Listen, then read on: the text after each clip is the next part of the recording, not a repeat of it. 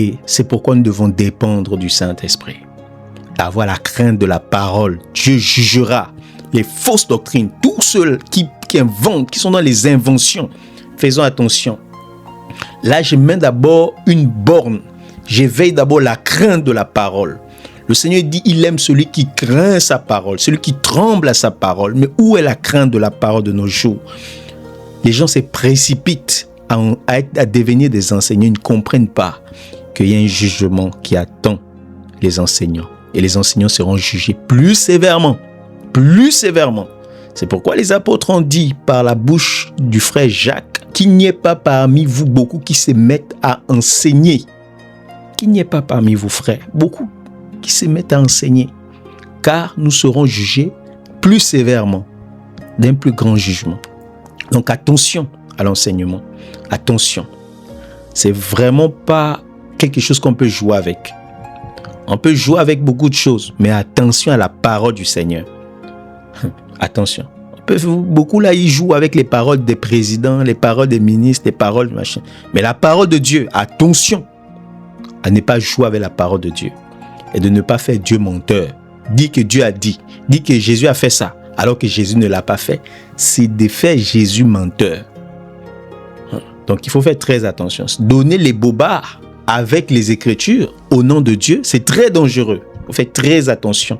Il faudrait que nous puissions nous repentir, revenir à la parole, avoir la crainte de la parole. Laisser ceux qui sont envoyés de Dieu, ceux qui sont mandatés du Seigneur, ceux que Dieu a pris le temps d'enseigner, de vider de la substance du monde et de remplir des eaux d'en haut, de vider des eaux d'en bas.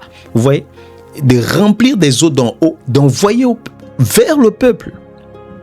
C'est pas parce que tu as été appelé aujourd'hui que tu es forcément apte à enseigner. Non, il faut que Dieu t'enseigne d'abord. Les disciples ont été appelés, ils ont été formés, enseignés. Ensuite, Jésus leur a envoyé. Et quand il leur a envoyé, il a donné le mandat. Allez enseigner-les ce que je vous ai prescrit. C'est-à-dire que ce que je vous ai enseigné, enseignez aussi. Et Paul dit à Timothée que tout ce que tu m'avais enseigné devant une multitude de témoins, dans Timothée 2, à partir du verset 2, tout ce que tu m'avais enseigné devant une multitude de témoins, enseigne-le aussi à des personnes fidèles. Fidélité, c'est garder comme tu as reçu. Garder comme tu as reçu. À des personnes fidèles qui soient capables aussi de les enseigner à d'autres. Et ça, jusqu'à ce que le Seigneur vienne. Donc, les apôtres ont veillé à ce que leur enseignement soit perpétré jusqu'à nos jours. Comme ils ont enseigné, on garde aussi. Fidèlement, et on transmet aussi. Fidèlement, sans modifier, sans inventer, sans croire que les apôtres, comme beaucoup le disent aujourd'hui, les apôtres n'étaient pas éclairés. Ça, c'est quelle prétention. Les apôtres n'étaient pas éclairés. Ils n'étaient pas éclairés, vous êtes sûr? Les colonnes de l'Assemblée de Dieu, les colonnes de l'Église, vous dites qu'ils n'étaient pas éclairés. Si ils étaient éclairés, c'est pas parce qu'au départ, ils ont tâtonné un tout petit peu. Le Seigneur a fini par les enseigner. Il faut bien comprendre, même dans les tâtonnements, c'était des enseignements que Dieu leur donnait. Et donc, quand ils nous établissent des enseignements, c'est des enseignements solides. C'est vraiment des enseignements solides.